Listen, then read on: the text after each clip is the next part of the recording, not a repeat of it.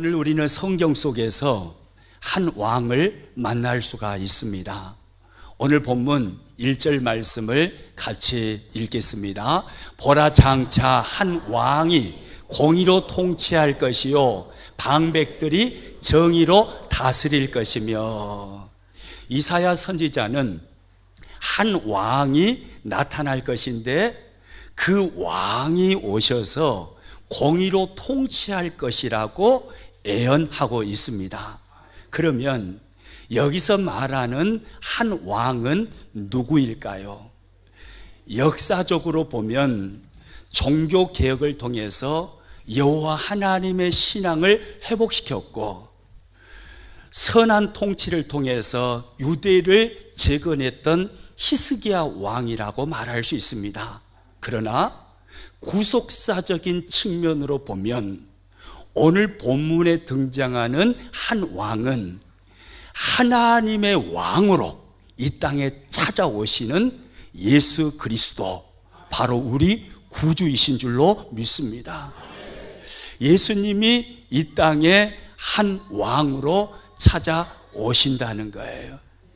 그러니까 이사야 선지자는 700년 전에 예수님께서 이 땅에 한 왕으로 찾아오셔서 이 땅을 다스릴 것에 대해서 말씀을 했습니다.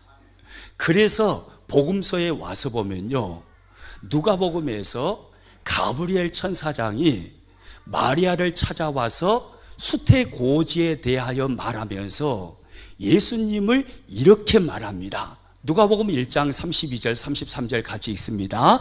주 하나님께서 그 조상 다윗의 왕위를 그에게 주시리니 영원히 야곱의 집을 왕으로 다스리실 것이며 그 나라가 무궁하리라.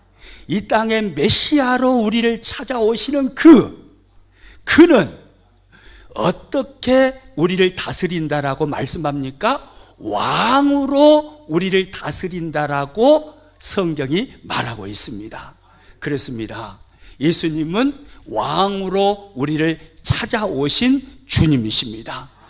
그런데 오늘 성경을 보면 왕이신 주님은 공의로 통치하시는 분이라고 말씀을 합니다. 1절 말씀을 다시 읽겠습니다. 보라, 장차 한 왕이 공의로 통치할 것이요 방백들이 정의로 다스릴 것이며. 그 한 왕은 통치 방식이 공의라는 거예요. 그래서 예수님께서 왕으로 이 땅에 찾아오셔서 복음서를 보면 공의로 통치하시는 모습을 여러 곳에서 우리는 발견할 수가 있습니다. 불의를 행하는 종교 지도자들의 잘못된 모습과 그들의 가르침을 방관하지 않으셨습니다. 그래서 주님은 때로는 독사의 자식들아 라고 꾸짖기도 하셨고, 또 때로는 비둘기 파는 상자를 엎으시기도 하셨습니다. 예수님은 철저하게 공의로 통치하신 것입니다. 그리고 불의와 타협하신 일이 전혀 없으십니다. 예수님의 통치 방식은 바로 공의였던 것이고 지금도 공의로 통치하시는 것입니다. 여러분, 그렇다면 공의로 통치하시는 주님을 섬기는 우리들의 그리스도인의 삶은 어떠해야겠습니까? 우리의 삶 또한 공의로 통치하시는 예수님을 닮아서 의의 삶을 살아내야 할 줄로 믿습니다.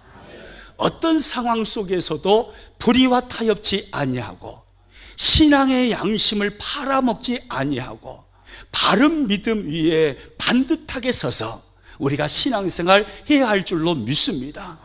이것이 공의로 통치하시는 주님의 다스리심을 받는 하나님의 백성인 하나님의 사람들의 삶의 방식인 것입니다.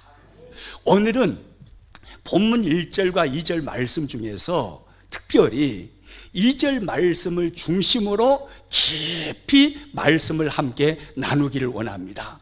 이 2절 말씀을 곰곰이 묵상해보고 따져보고 깊이 생각해보면요, 한마디 한마디가 얼마나 은혜가 되는지 모릅니다. 진짜 그런가 안 그런가 한번 봐보십시오. 2절 말씀을 통으로 같이 한번 읽어봅니다. 또 그 사람은 광풍을 피하는 곳, 폭우를 가리는 곳 같을 것이며 마른 땅의 냇물 같을 것이며 곤비한 땅의 큰 바위 그늘 같으리니. 할렐루야. 그 사람이 누굽니까? 바로 1절에서 말하는 그 왕입니다. 그 왕, 한 왕. 그 한 왕이 누구라고 했습니까? 우리 예수님이에요. 그러니까 이사야 선지자는 700년 후에 창세기 3장 15절에 약속해 놓으신 여인의 후손이 메시아로 이 땅에 찾아오실 건데 그분은 한 왕으로 오신다는 거예요. 그분이 오셔서 어떻게 다스리시는 일을 어떻게 다스리냐면 그분은 어떤 분이시냐면 이렇게 말씀을 하는 겁니다.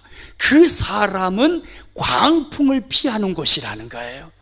우리 예수님은 폭우를 가리는 곳이라는 거예요. 또 우리 예수님은 마른 땅의 냇물이시라는 거예요. 또 우리 예수님은 곤비한 땅의 큰 바위 그늘이시라는 거예요. 얼마나 한마디 한마디가 은혜잖아요.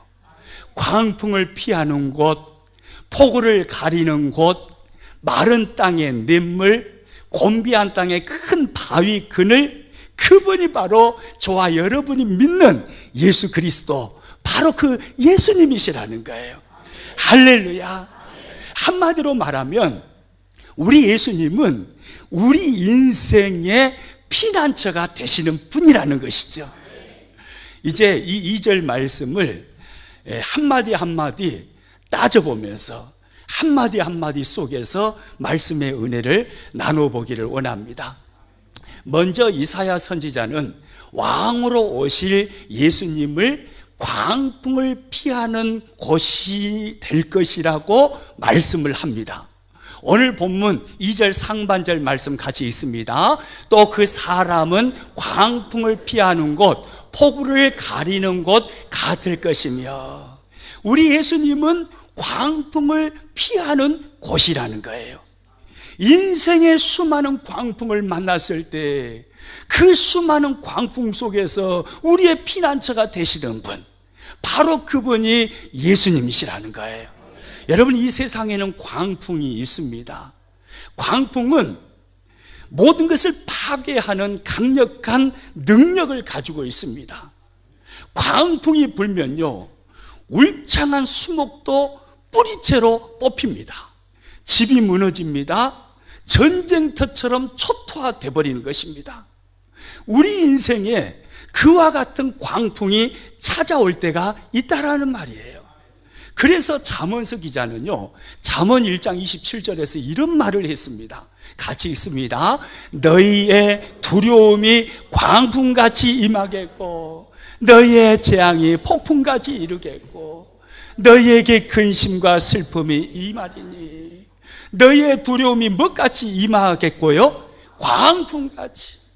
인생을 살다 보면 광풍이 찾아올 때가 있다라는 말이에요. 두려움의 광풍이 우리를 삼켜버리는 때가 있다라는 말이에요. 몸이 안 좋아서 의사 선생님을 찾아갔어요. 진단을 하더니 의사 선생님이 그럽니다. 너무 늦게 오셨네요. 집에 가셔서 맛있는 것 많이 잡수시고 죽음을 준비하십시오. 청천벽력과 같은 이런 말을 들을 때도 있습니다. 보증을 잘못 써서 피땀 흘려서 벌어놓은 모든 재산을 한순간에 날려버릴 때도 있습니다. 사업을 시작했는데 사업이 완전히 망해버렸어요. 그래서 빚더미에 앉을 때도 있습니다. 그렇게 평화로웠던 가정이었는데 남편의 외도, 아내의 외도, 자녀의 가출로 인해서 가정이 풍비박산이 될 수도 있습니다. 그렇게 좋은 관계 속에서 죽고 못 살았는데, 그런데 한순간의 오해로 인해서 서로 대면할 수 없는 원수의 관계가 될 수도 있습니다. 이것이 무엇입니까? 인생 가운데서 만나는 광풍입니다. 인생의 광풍이 우리들에게 찾아온다는 거예요. 그러면 이와 같은 인생의 광풍이 파도처럼 밀려와서 내 인생을 삼켜버리려고 할 때에 하나님의 백성인 우리는 어떻게 해야 합니까? 원치 않는 그 광풍이 내 인생에 찾아왔어요. 미쳐버릴 것 같아요. 답이 보이지 않아요. 그때 하나님의 백성은 어떻게 해야 하는 건가요? 어디로 가야 하는 건가요? 누구에게 피해야 하는 건가요? 우리 예수님께 피해야 하는 것입니다. 왜 그렇습니까? 오늘 성경이 말씀하고 있잖아요. 예수님은 광풍을 피하는 곳이라고요. 인생을 살면서 광풍을 만났을 때 그 광풍을 피하는 것이 바로 우리 예수 그리스도의 품이라고요. 할렐루야. 여러분, 그러면 왜 예수님께 피하면 인생의 광풍을, 왜 예수님께 피하면 인생의 광풍의 문제가 해결될 수가 있나요? 그것은요, 예수님만이 광풍을 잠잠케 하실 수 있는 분이시기 때문입니다. 할렐루야. 오직 우리 예수님만이 우리 인생에 불어닥친 그 광풍을 잠잠케 하실 수 있어요. 누가복음 8장에 가서 보면요, 예수님의 제자들이 예수님과 함께 배를 타고 갈릴리 바다를 항해하고 있었습니다. 그런데 그때 큰 광풍이 찾아왔어요. 누가복음 8장 23절 말씀 같이 읽습니다. 행선할 때에 예수께서 잠이 드셨더니 마침 광풍이 호수로 내리침에 배에 물이 가득하게 되어 위태한지라. 예수님이 그 배에 타고 계셔요. 그런데 제자들은 광풍을 만난 거예요. 광풍이 그 배를 내리쳐버렸어요. 여러분, 여기서 우리는 중요한 것을 발견할 수 있어요. 우리가 신앙생활하면서 주님과 함께 살아갑니다. 주님과 동행합니다. 주님, 나와 함께 하심을 믿습니다. 주님 의지하고 붙들고 살아갑니다. 그러나 그때도 광풍이 우리들에게 찾아온다라는 거예요. 분명히 예수님과 함께 하지만 광풍이 우리를 피해가는 게 아니에요. 예수님과 함께 살아가는 그리스도인에게도 광풍은 찾아오는 것입니다. 제자들이 그 광풍을 만났을 때 제자들은 어떻게 합니까? 피곤하여 주무시고 계시는 예수님을 깨웁니다. 주님, 우리가 광풍을 만났습니다. 주님, 우리가 죽게 되었습니다. 그들은 그렇게 고함을 치면서 예수님을 깨웠어요. 잠에서 일어나신 예수님이 그 광풍을 향하여서 명령하심에 광풍이 잔잔케 된 줄로 믿습니다. 누가복음 8장 24절 말씀입니다.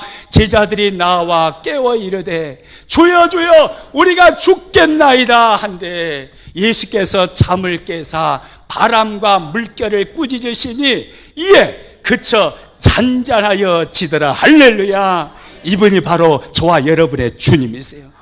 예수님만이 인생의 광풍을 잔잔케 하실 수 있는 살아계신 하나님이세요. 그분은 전능하신 하나님이세요.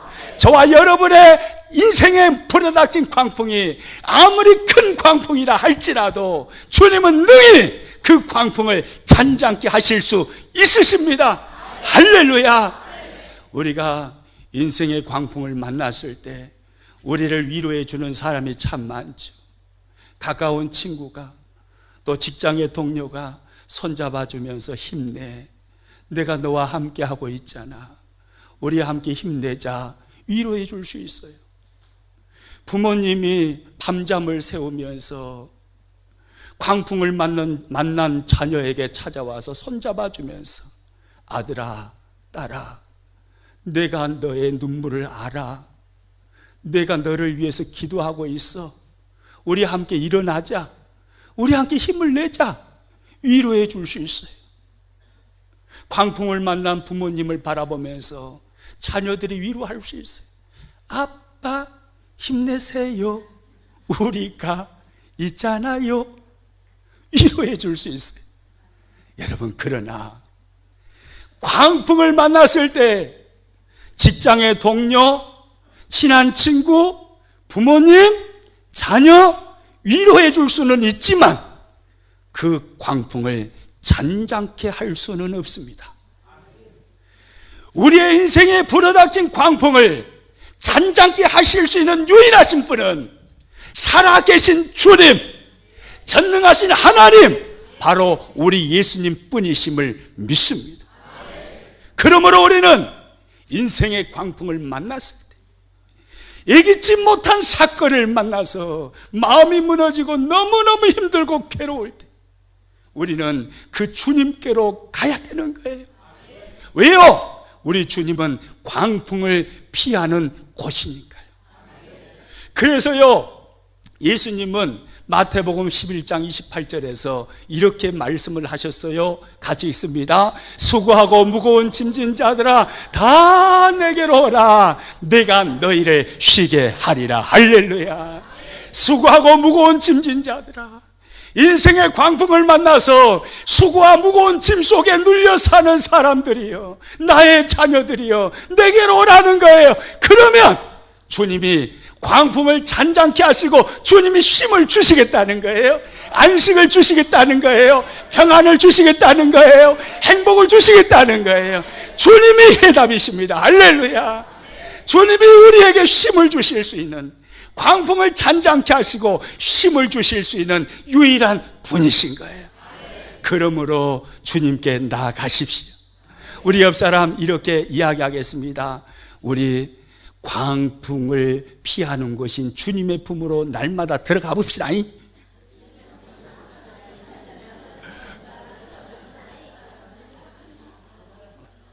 할렐루야. 그러겠다가 합니까? 안 그러겠다가 합니까? 그러겠다가 합니까? 그래요. 우리는요, 날마다 광풍을 만날 때마다, 내 인생이 무너지는 것처럼 느껴질 때마다 주님 품으로 나가야 되는 거예요. 왜요? 주님이 광풍을 피하는 곳이니까요. 주님이 내 인생의 피난처시니까. 그분께 나아가면 전능하신 주님이 광풍을 잔잔케 해주시는 겁니다. 거기에서 쉼을 누리게 하시는 것입니다. 또 이사야 선지자는요, 왕으로 오실 예수님을 폭우를 피하는 곳이라고 소개하고 있습니다. 오늘 2절 상반절 말씀을 다시 읽습니다. 또 그 사람은 광풍을 피하는 곳, 폭우를 가리는 곳 같을 것이며, 폭우를 가리는 곳, 그곳이 바로 예수 그리스도라는 거죠.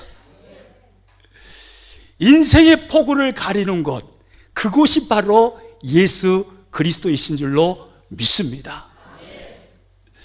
장마철이 되면 갑작스러운 폭우가 쏟아질 때가 있습니다. 폭우가 무엇입니까? 하늘에서 갑자기 쏟아지는 거센 비죠. 이것이 폭우죠. 장마철에 폭우가 쏟아지면 물이 범람합니다. 자동차도 떠내려 갑니다. 도로가 유실됩니다. 농작물이 다 침수가 됩니다. 난리가 나는 거죠. 우리 인생을 살다 보면 그런 폭우가 찾아올 때가 있습니다. 그래서 이 폭우라는 것은 우리가 인생을 사는 중에 갑작스럽게 경험하는 환난이라고 할 수 있습니다. 인생을 사는 중에 환난을 갑자기 경험하는 거예요.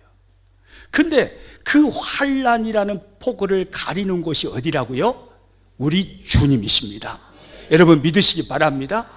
여러분, 이 인생을 살아가면서 만나게 되어지는 그 환난은요, 두 가지로 나눌 수가 있을 것입니다. 하나는요, 내 죄로 인하여 찾아오는 환난입니다. 내가 만나는 환난의 원인이 나의 잘못, 내 죄에 있을 수 있다라는 말이에요. 노아의 시대를 보십시오. 백성들이 하나님 앞에 범죄했습니다. 그들이 육체대로 살았습니다. 그때 하나님은 진노하시고 40일 동안 주야로 폭우를 내리셨습니다. 물로 심판하신 거죠. 그러나 우리들에게 찾아온 폭우가 꼭 죄로 인한 폭우만은 아닙니다. 믿음으로 살아요. 정말로 주님 붙들고 세상과 피가 터지도록 싸워가면서 의를 살아내고 죄를 이기면서 살려고 해요. 그렇게 믿음으로 살아가는데, 그런데 우리 그리스도인들에게 많은 환난이 찾아온다라는 것입니다. 그래서요, 예수님을 따르는 제자들에게요, 요한복음 16장 33절에서 이런 말씀을 하십니다. 같이 한번 읽습니다. 세상에서는 너희가 환난을 당하나 담대하라, 내가 세상을 이기었노라. 할렐루야. 세상에서는 너희가 환난을 뭐 하나요? 당하나요? 너희가 세상에서 환난을 당할 수도 있을지 모르겠다, 이렇게 말씀하지 않으셨어요. 너희 재수 없으면 세상에서 환난 당할 수도 있겠다야. 재수에 온부터 불면 너희 세상에서 환난 당할지도 모르겠다, 이렇게 주님 말씀하지 않으셨어요. 세상에서는 너희가 누굽니까? 지금 제자들이잖아요. 예수님을 믿는 사람들이잖아요. 오늘날 그리스도인들이잖아요. 저와 여러분이잖아요. 세상에서 너희가 환난을 뭐 하나요? 당하나. 세상에 살아가는 동안에 환난을 당하는 삶을 살아갈 수밖에 없다라는 거예요. 우리 그리스도인들에게 환난이 찾아온다는 거예요. 그러나 여러분, 그 환난을 만났을 때 두려워하지 마십시오. 놀라지 마십시오. 담대하십시오. 주님 말씀합니다. 세상에서는 너희가 환난을 당하나 담대하라. 왜요? 따라서 합니다. 내가 세상을 이겼노라. 우리 주님이 세상을 이겼기 때문에 환난이 찾아올지라도 담대하라는 거예요. 두려워하지 말라는 거예요. 여러분, 그러면 여기서 말하는 세상은 무엇일까요? 여기 세상은요, 어둠의 권세, 사탄의 세력이 지배하는 그곳, 세상을 말하는 것입니다. 왜냐하면 예수님께서 요한복음 12장 31절에 가서 보면 이 세상의 임금은 사탄이라고 말씀하셨거든요. 그러니까 세상은 어둠의 권세, 사탄이 지배하는 곳이에요. 그러면 사탄, 이 어둠의 권세가 세상을 무엇으로 통치하고 지배하나요? 죄와 죽음의 법으로 통치하고 지배합니다. 죄와 죽음의 법으로 세상을 꽉 잡고 있는 거예요, 사탄이. 그런데 우리 예수님께서 2000년 전에 이 땅에 우리를 찾아오셨습니다. 그리고 십자가에 매달리시면서 우리의 모든 죄값을 완벽하게 지불하셨습니다. 죄의 문제를 완전하게 해결하셨습니다. 그래서 우리를 죄로부터 자유케 하신 줄로 믿습니다. 무덤에 묻히시고 계속 그 무덤에 주님 계시나요? 아니에요. 사망의 권세를 깨뜨리시고 사망의 권세를 이기시고 주님 부활하셨습니다. 죽음까지도 정복하셨다라는 말이에요. 우리 예수님은요, 죄와 죽음을 깨뜨리시고 정복하신 주님이세요. 여러분, 주님이 세상을 이겼다라는 말이 무슨 말입니까? 예수님께서 십자가와 부활을 통해서 죄와 죽음의 권세를 깨뜨리시고 죄와 죽음의 권세로 다스리는 사탄의 머리를 박살내버리시고 더 이상 그 사탄이 하나님의 백성들을 지배하고 통치하지 못하도록 만들어버렸다라는 거예요. 할렐루야. 여러분, 믿으시기 바랍니다. 주님만 바라보면 사탄의 권세가 벌벌 떠는 거예요. 우리를 바라볼 때요. 예? 왜요? 주님이 우리와 함께 하십니까? 그 사탄의 머리를 박살내버리시고 이기신 주님이 우리와 함께 하시는 것을 보고 사탄이 벌벌 떨고 도망쳐 버리는 것입니다. 그래서 예수님은요, 요한복음 12장 31절에서 이렇게 말씀하셨어요. 같이 읽습니다. 이제 이 세상에 대한 심판이 이르렀으니 이 세상의 임금이 쫓겨나리라. 할렐루야. 이 세상의 임금인 사탄이 쫓겨나리라. 더 이상 너희를 통치하거나 너희를 다스리지 못하리라. 여러분, 주님이 선포하셨어요.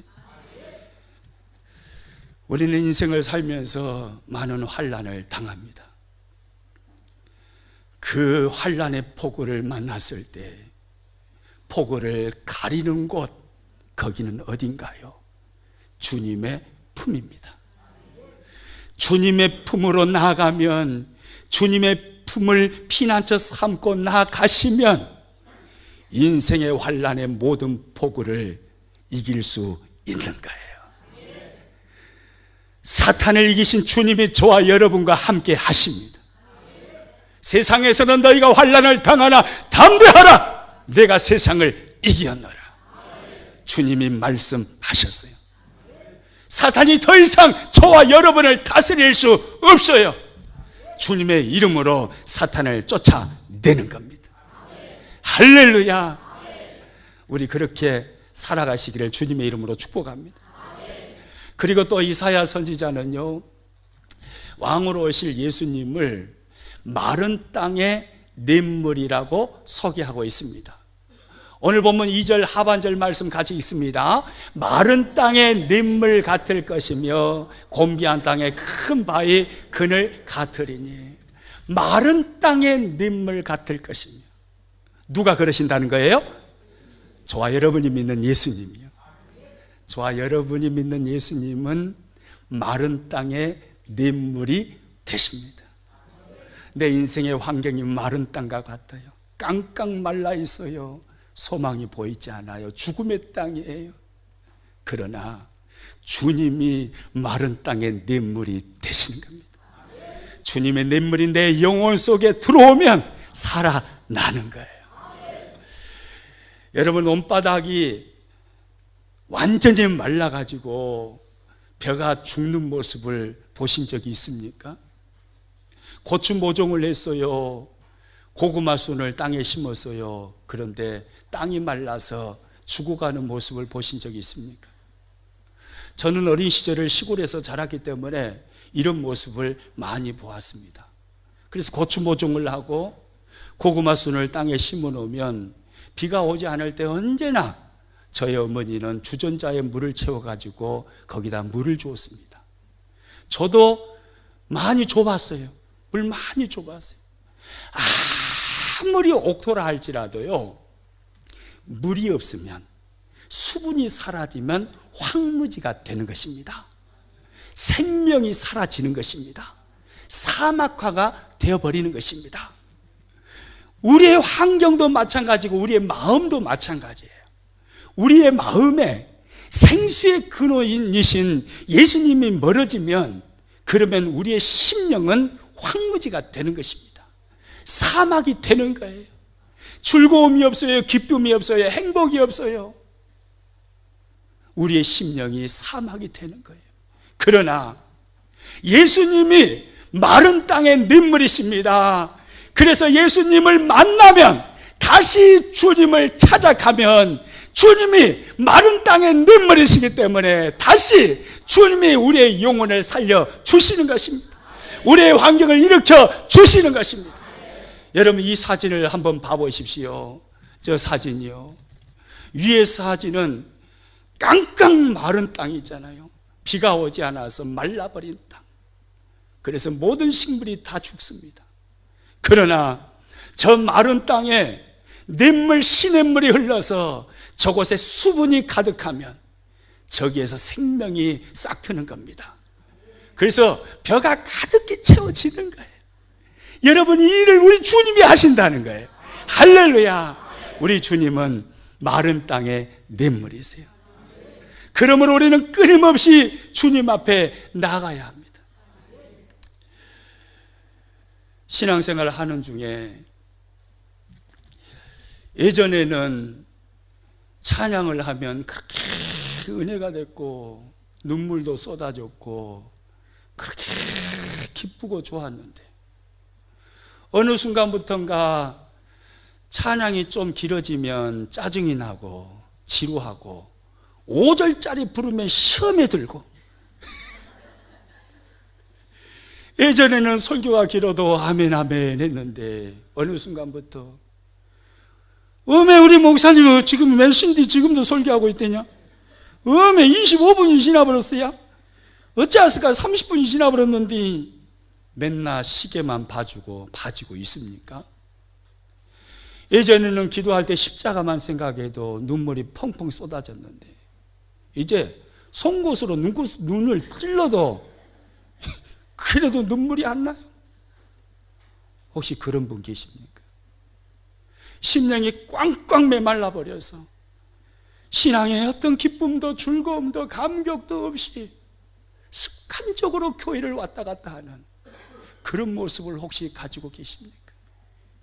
주님께로 찾아가십시오. 주님이 마른 땅의 냇물이 되십니다. 주님께로 찾아가면 주님이 내 영혼을 살려주시는 거예요. 그래서 요한복음 4장 14절에 보면 성경이 이렇게 말씀해요. 같이 읽습니다. 내가 주는 물을 마시는 자는 영원히 목마르지 아니하리니 내가 주는 물은 그 속에서 영생하도록 솟아나는 샘물이 되리라. 할렐루야. 예수님만이 영원한 생명을 주시는 샘물이시는 거예요.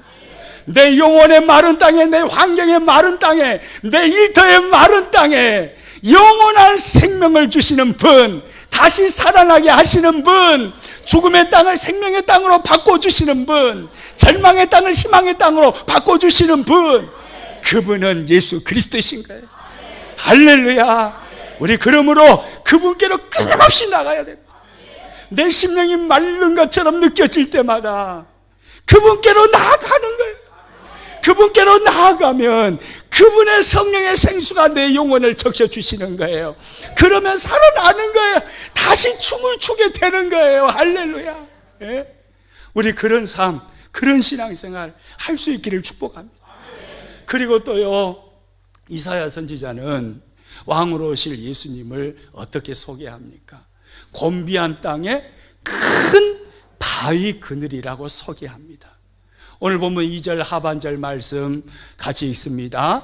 마른 땅에 냇물 같을 것이며 곤비한 땅에 큰 바위 그늘 같으리니. 할렐루야. 여기서 곤비한이라는 것은요, 약한, 처절하게 처진, 나약한 이런 말이에요. 그러니까 완전히 침체돼 버리고 처져 있는 삶을 살아가는 그런 모습, 곤비한입니다. 그러니까 곤비한 땅은 광야의 인생을 살아가는 나그네를 말하는 것입니다. 광야의 인생을 살아가는 나그네의 삶일 때, 그때 주님이 큰 바위 그늘이 되어 주신다는 거예요. 여러분, 이스라엘 백성들이 출애굽을 해서요, 출애굽을 하고 바로 가나안 땅에 들어갔나요? 아니었어요. 하나님은 그들을 어디에 40년 동안 머물르게 하십니까? 광야에 머물르게 하셔요. 그리고 그 40년의 시간이 지난 후에 가나안 땅에 들어가게 하십니다. 우리 인생도 마찬가지입니다. 우리가 예수님을 믿었지만 가나안 천국에 지금 아직 들어가지 않았어요. 우리는 그 천국을 예약해 놓은 사람입니다. 우리가 지금 살아가는 이 세상은 광야인 거예요. 광야인 이 세상, 이 나그네의 광야의 인생길, 이 길을 걸어갈 때 우리는요, 끊임없이 큰 바위이신 주님의 그늘 아래로 나아가야 되는 것입니다. 여러분, 주님은요, 작은 바위라고 하지 않습니다. 조그만 바위라고 하지 않습니다. 뭔 바위라고 하십니까? 큰 바위라고 하죠. 제가 그림을 조그맣게 이렇게 안 그렸죠? 큰 바위라고 하죠. 우리 예수님은요, 큰 바위세요. 큰 바위. 예수님처럼 큰 바위가 없으세요.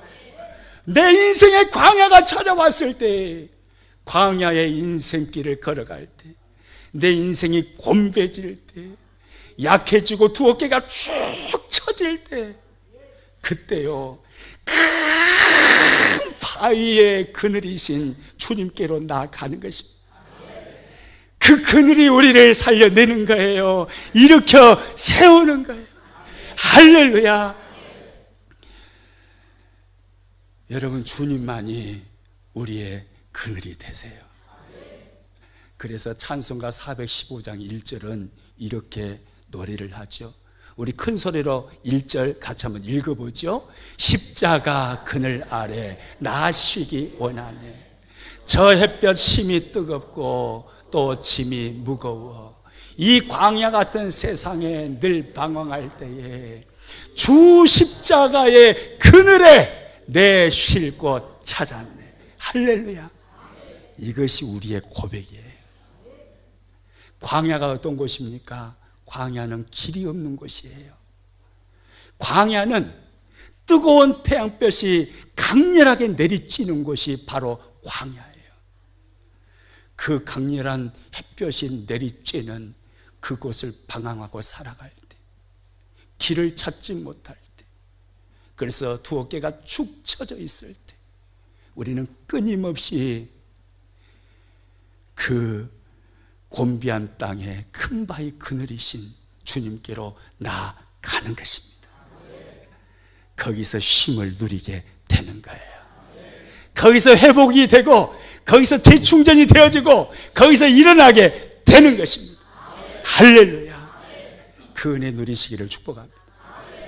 이사야 선지자는요, 오늘 예수님을 우리들에게 소개해 주면서 그렇게 소개를 합니다. 예수님은 광풍을 피하는 곳이라고 말합니다. 예수님은 폭우를 가리는 곳이라고 말합니다. 예수님은 마른 땅의 냇물이라고 말합니다. 예수님은 곤비한 땅의 큰 바위 그늘이라고 말합니다. 한마디로 말하면 우리 주님이 우리 인생의 피난처시라는 거예요. 그래서 환난을 만났던 시인은요, 피난처 되시는 하나님을 이렇게 노래를 했어요. 시편 46편 1절입니다.